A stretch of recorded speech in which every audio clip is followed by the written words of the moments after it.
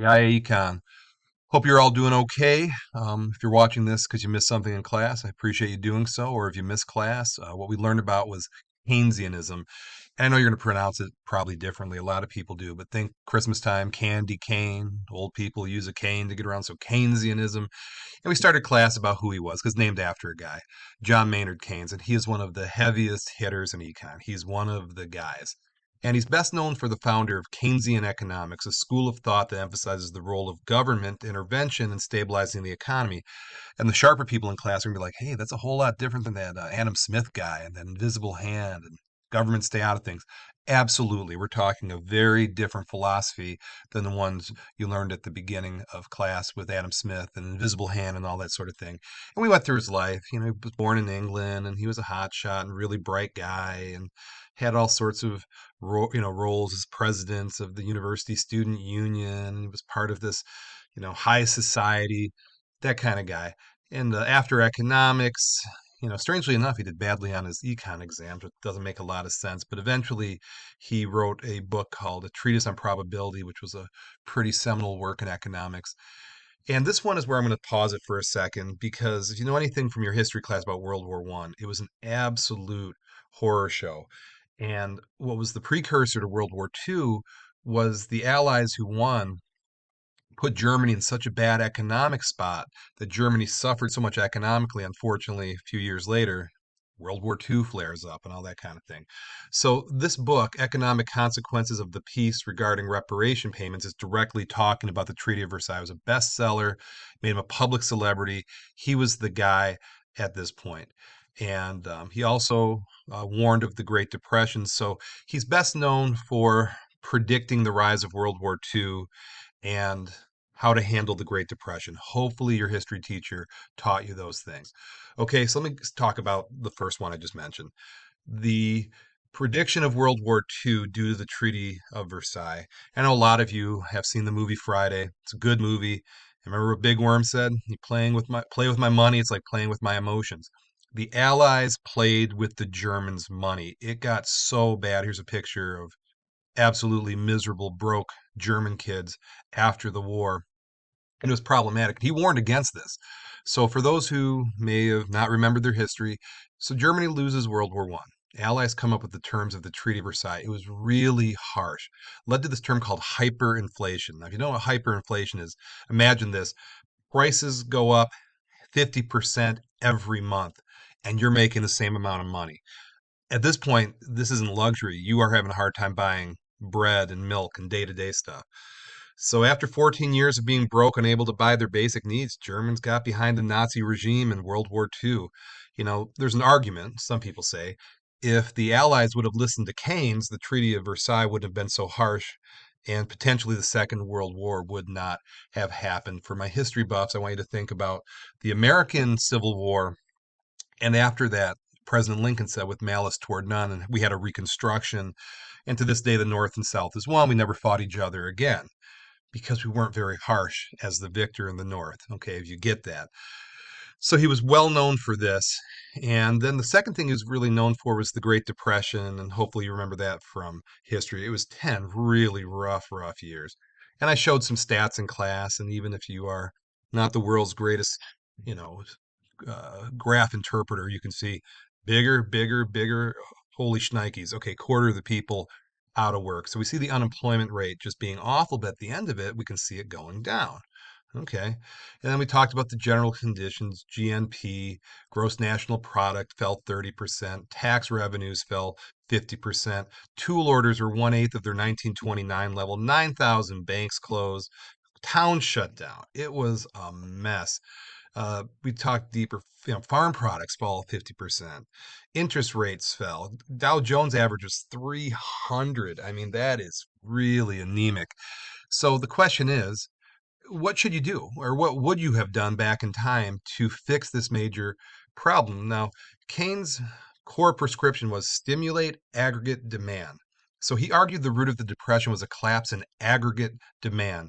People and businesses weren't spending or investing, which led to mass unemployment and idle resources. So his solution, here's the controversial thing, massive government spending. Okay. So have the government put a lot of money into the economy, deficit spending. that government should run deficits during downturns instead of balancing the budget. Now, the debate, and there's no right or wrong here, short term, yeah, that probably works. Long term, is that the right thing to do? How you feel about that question is probably where your political party is, okay? Because both political parties see that quite differently. He rejected classical economics because classical economists believed the market would self correct through falling wages and prices. Now, Keynes countered that wages were sticky and deflation worsened the crisis by discouraging spending and investment, and then liquidity trap awareness. With interest rates near zero, monetary policy was ineffective. And Keynes emphasized that fiscal policy or government spending was the only viable tool left. And here's a quote from Keynes: I believe myself to be writing a book on economic theory which will largely revolutionize, not, I suppose, at once, but in the course of the next 10 years, the way the world thinks about economic problems. So you can, weigh in on how you feel about that. Now, not everybody liked his thinking. Okay, there are people who said the crowded out effect. Critics argue that the government borrowing to fund stimulus raises interest rates, which discourages private investment. This crowds out the private sector, potentially offsetting the benefits of public spending. Now, there's something called the Ricardian equivalence, and some economists claim that people won't spend their tax cuts because they're gonna hoard it, hang on to it in case things get bad again. So if you give somebody a check to say, all right, here's a check from the government, you're gonna use it to go to restaurants, keep the restaurant afloat, and go to Myers and buy some stuff at Myers, keep Myers afloat. Will everybody actually do that? I don't know.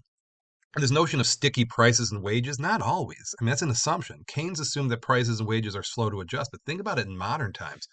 With the algorithms we have, things move really, really fast. So you could make an argument. Modern times, this idea is antiquated. I don't know. I'll leave that up to you. So here's his economic vision in a nutshell. An economy's performance, if influenced by both public and private decisions, and sometimes both, behave in surprising ways. Okay, it should say performance are influenced by public and private decision. Made a typo there. Now, the short term matters. As Keynes said, in the long run, we'll all be dead. So he was kind of an immediate fix for the economy. Three, prices and especially wages respond slowly to changes in supply and demand. Unemployment is often too high. Getting this right is essential for a good economy. The natural booms and busts in an economy is a problem that government should actively attempt to stabilize, not the invisible hand, not that free market stuff, but the government should get involved. And six, it is more important to combat unemployment than conquering inflation. Okay, now if you didn't get any of that, this is as simple as I can make Keynesianism. Government should spend to prevent deep recessions. How many words is that? Two, three, four, five, six, seven. Okay, 7 words. That's as simple as I can make it. So hopefully you got the early part, but even if you didn't get that, that is honest to goodness as simple as I can make it. So some real life applications from history, the New Deal. So in America, when the economy got really bad, FDR, the president, would have the government hire people.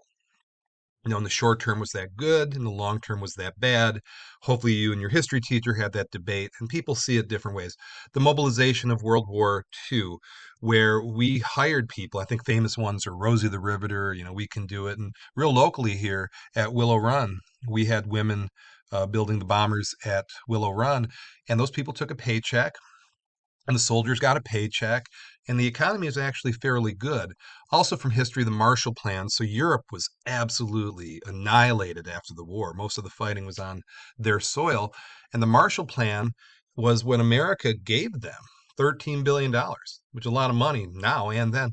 But in the end, it wound up giving America 130 billion in the long run because those countries, once they rebuilt, started doing business with America. Is maybe one of our better decisions.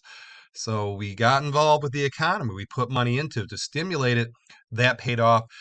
And then the 2008 financial crisis, I'm glad you don't remember it because it was really awful. But the president at the time, President Obama, sent these stimulus checks to keep people afloat when things were really, really awful.